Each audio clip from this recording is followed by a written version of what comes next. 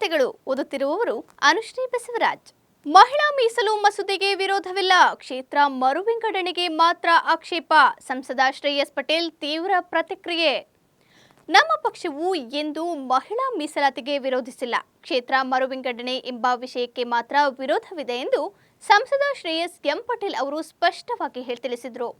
ಮಹಿಳಾ ಮೀಸಲು ಮಸೂದೆ ವಿಚಾರವಾಗಿ ದೇಶದಾದ್ಯಂತ ರಾಜಕೀಯ ಚರ್ಚೆಗಳು ತೀವ್ರಗೊಂಡಿರುವ ಬೆನ್ನಲ್ಲೇ ಸಂಸದ ಶ್ರೇಯಸ್ ಪಟೇಲ್ ಮಾಧ್ಯಮದವರೊಂದಿಗೆ ಮಹತ್ವದ ಹೇಳಿಕೆಯನ್ನ ನೀಡಿದ್ದು, ಮಹಿಳಾ ಮೀಸಲು ಮಸೂದೆ ಹೊಸದೇನೂ ಅಲ್ಲ, ಇದಕ್ಕೆ ದೀರ್ಘ ಇತಿಹಾಸವಿದೆ ಎಂದರು.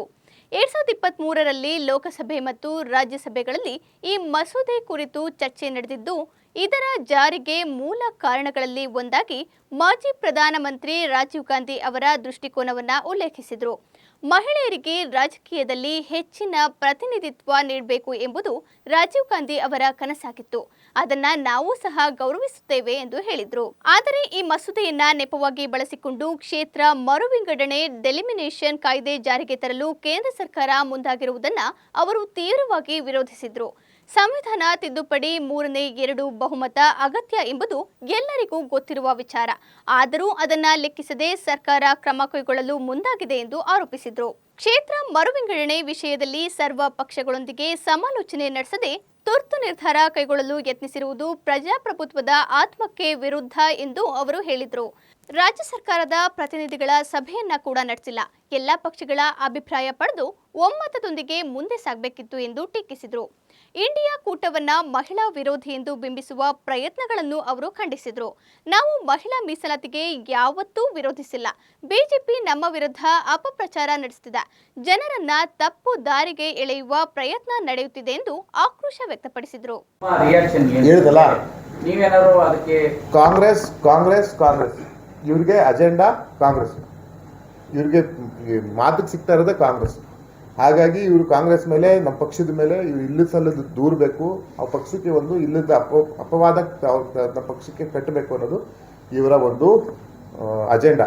ಹಾಗಾಗಿ ಅದಕ್ಕೆ ನಾವು ಏನೇ ಮಾತಾಡ್ಬೋದು, ಜನ ತುಂಬ ಬುದ್ಧಿವಂತರಿದ್ದಾರೆ. ನಮ್ದು ಒಂದೇ ಪ್ರಶ್ನೆ, ಮಹಿಳಾ ಮೀಸಲಾತಿ ಒಪ್ಕೋತೀವಿ, ಕ್ಷೇತ್ರ ಮರುವಿಂಗಡಣೆ ಯಾವ್ದಕ್ಕೆ ಇದಕ್ಕೆ ಜಂಟಿ ಮಾಡಿದ್ರು, ಒಗ್ಗೂಡಿಸಿದ್ರು ಅನ್ನೋದೇ ಒಂದು ಎಕ್ಸೆಪ್ಷನ್. ಇಷ್ಟಕ್ಕೆ ಉತ್ತರ ಕೊಡಲಿ ಅವರು, ಮಿಕ್ಕಿದ್ದಕ್ಕೆ ನಾವು ತಯಾರಿದ್ದೀವಿ. ಸರ್ಕಾರ ವಿರೋಧ ಪಕ್ಷದವರಾಗಿರ್ಬೋದು, ನಮ್ಮ ನಾಯಕರಾಗಿರ್ಬೋದು. ಮಹಿಳಾ ಮೀಸಲಾತಿ ಅಂತ ಬಂದಾಗ ಎಕ್ಸ್ಕ್ಲೂಸಿವ್ಲಿ ಅವರ ಅದೊಂದಕ್ಕೆ ಸದನ ವಿಶೇಷ ಅಧಿವೇಶನ ಮಾಡಿದರೆ ಒಪ್ಕೋತಿದ್ವಿ.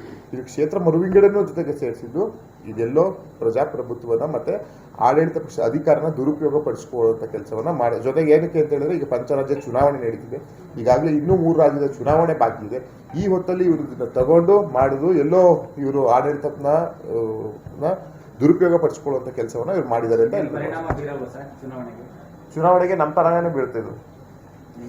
ಹೌದು, ಏನಕ್ಕೆ ಅಂತ ಹೇಳಿದ್ರೆ ಇವರು ಮಹಿಳಾ ಮೀಸಲಾತಿ ತಗೊಂಡೇ ಬರಬೇಕು ಅಂತ ಇವ್ರಿಗೆ ನಾನು ಸಿಂಪಲ್, ನಾನು ನಿಮಗೆ ಮಾಧ್ಯಮದವ್ರಿಗೆ ಗೌರವಂತ ಸ್ನೇಹಿತರು ಅಂತ ಭಾವಿಸ್ತೀನಿ. ನಾನು ಪ್ರಶ್ನೆ ಕೇಳ್ತೀನಿ, 2/3 ಮೆಜಾರಿಟಿ ಇವ್ರಿಗೆ ಬೇಕಿತ್ತು, ಇವ್ರಿಗೆಲ್ಲ ಗೊತ್ತಿತ್ತು. ಇವ್ರು ಯಾರನ್ನೂ ನಮ್ಮನ್ನ ವಿರೋಧ ಪಕ್ಷದವ್ರನ್ನ ಅಟ್ಲೀಸ್ಟ್ ನಮಗೆ ಮತ ಹಾಕಿ ನಮಗೆ ಸಹಾಯ ಮಾಡಿ ಅಂತಲೂ ಮೌಖಿಕವಾಗಿರ್ಬೋದು, ಅವ್ರ ಕಡೆ ಫ್ಲೋರ್ ಲೀಡರ್ಸ್ ಕಡೆಯಿಂದ ಆಗಿರ್ಬೋದು, ಇಲ್ಲ ಸಂಸದೀಯ ಪಾರ್ಲಿಮೆಂಟರಿ ಅಫೇರ್ ಮಿನಿಸ್ಟರ್ ಕಡೆಯಿಂದನಾಗಿರ್ಬೋದು, ಕನಿಷ್ಠ ಪಕ್ಷ ಒಬ್ಬರನ್ನು ಅವರು ಗಮನಕ್ಕೆ ತಗೊಳ್ಳಿಲ್ಲ. ಅಲ್ಲೇ ಗೊತ್ತಾಗ್ತದೆ ಇವರು ಯಾಕೆ ಈ ಬಿಲ್ ಅನ್ನು ತಂದಿದ್ದಾರೆ. ಇದು ಎಲ್ಲರಿಗೂ ಗೊತ್ತಿದ್ದು, 2/3 ಮೆಜಾರಿಟಿ ಬೇಕೇ ಬೇಕನ್ನೋದು ಎಲ್ಲರಿಗೂ ಗೊತ್ತಿತ್ತು. ಒಬ್ಬೊಬ್ಬರ ಸರ್ಕಾರದಿಂದ ಒಬ್ಬ ಪ್ರತಿನಿಧಿಸುವಂತಹ ಯಾವುದೇ ಒಬ್ಬ ಪ್ರತಿನಿಧಿಗಳನ್ನ ಸರ್ಕಾರದ ಕಡೆಯಿಂದ, ರಾಜ್ಯ ಸರ್ಕಾರದ ಕಡೆ ಕರೆಸಿ ಚರ್ಚೆಯನ್ನ ಮಾಡಿಲ್ಲ, ಏನೂ ಮಾಡದೆ ಇವರು ಇವತ್ತು ಮಹಿಳಾ ಮೀಸಲಾತಿ ಜೊತೆಗೆ ಕ್ಷೇತ್ರ ಮರು ವಿಂಗಡಣೆ ತಂದರು. ಆದರೆ ಅವತ್ತು ತಡರಾತ್ರಿ ಡಿವಿಷನ್ ಆಯಿತು. ನಾವೆಲ್ಲ ಏನು ಇವ್ರು ತಂದಿರುವಂತಹ ಕಾಯ್ದೆ, ಇವ್ರು ತಂದಿರುವಂತಹ ಬಿಲ್ ನಾವು ವಿರೋಧ ಮಾಡಿದ್ದು. ಎಲ್ಲ ಇಂಡಿಯಾ ಮೈತ್ರಿಕೂಟದವರು ಎಲ್ಲರೂ ಸಹ ಸರ್ವಾನುಮತವಾಗಿ ವಿರೋಧವನ್ನು ವ್ಯಕ್ತಪಡಿಸಿದ್ವಿ. ನಾವು ವಿರೋಧ ವ್ಯಕ್ತಪಡಿಸಿದ್ದು ಮಹಿಳಾ ಮೀಸಲಾತಿಗಲ್ಲ. ನಾನು ಮತ್ತೊಮ್ಮೆ ಉಚ್ಚರಿಸ್ತಾ ಇದ್ದೀನಿ, ನಾವು ವಿರೋಧ ಮಾಡಿದ್ದು ಮಹಿಳಾ ಮೀಸಲಾತಿಗಲ್ಲ, ನಾವು ವಿರೋಧ ಮಾಡಿದ್ದು ಕ್ಷೇತ್ರ ಮರು ವಿಂಗಡಣೆ. ಯಾಕಂತ ಹೇಳಿದ್ರೆ ನಾವು ಪ್ರತಿನಿಧಿಸುವಂತಹ ನಾವು ಸೌತ್ ಇಂಡಿಯಾ ಇದ್ದೀವಿ. ಆಂಧ್ರ ಪ್ರದೇಶ, ಕರ್ನಾಟಕ, ಕೇರಳ ಮತ್ತು ತಮಿಳುನಾಡು, ಈ ಒಂದು 4-5 ರಾಜ್ಯ ಜೊತೆಗೆ ಸಣ್ಣ ರಾಜ್ಯಗಳ ಜೊತೆ ಸೇರಿ ನಮ್ಗೆ ಅನ್ಯಾಯ ಆಗ್ತಾ ಇದೆ. ನಮಗೆ ಸೀಟ್ಸಲ್ಲಿ ನಮಗೆ ಮೋಸ ಮಾಡ್ತಾ ಇದ್ದಾರೆ. ಇವರು ಯಾವುದೇ ರೀತಿಯ ಗಮನ ಹರಿಸದೆ ಏಕಪಕ್ಷೀಯವಾಗಿ ನಡೆದಂತೆ ಇದು ನಮ್ಮ ಅಧಿನಾಯಕರಂತಹ ರಾಹುಲ್ ಗಾಂಧಿ ಸಾಹೇಬ್ರ ಗಮನಕ್ಕೆ ತಂದು ಇದು ಅನ್ಯಾಯ ಆಗ್ತದೆ. ಎಲ್ಲೋ ಒಂದು ಕಡೆ ಇವರು ನಾರ್ತ್ ಇಂಡಿಯಾದಲ್ಲಿ ಸೀಟ್ಸ್ ಜಾಸ್ತಿ ಮಾಡಿ ಸೌತಲ್ಲಿ ನಮಗೆ ಕಡಿಮೆ ಮಾಡುವಂಥ ಹುನ್ನಾರವಾಗಿದ್ದರು. ಅದಕ್ಕೆ ನಾವೆಲ್ಲ ಒಮ್ಮತವಾಗಿ ಇಂಡಿಯಾ ಮೈತ್ರಿಕೂಟದವ್ರು ನಾವೆಲ್ಲ ಸೇರಿ ನಾವು ವಿರೋಧವನ್ನು ಮಾಡಿದ್ವಿ. ನಾನು ಮತ್ತೊಮ್ಮೆ ಹೇಳ್ತೀನಿ, ನಾವು ವಿರೋಧ ಮಾಡಿದ್ದು ಮಹಿಳಾ ಮೀಸಲಾತಿಗಲ್ಲ, ಕ್ಷೇತ್ರ ಮರುವಿಂಗಡಣೆ ಜೊತೆಗೆ ಸೇರಿ ಸಂವಿಧಾನ ತಿದ್ದುಪಡಿಗೆ ಏನು ಮಾಡಿದ್ರು ಅದಕ್ಕೆ ನಾವು ವಿರೋಧ ಮಾಡಿದ್ದು ನಿಜ.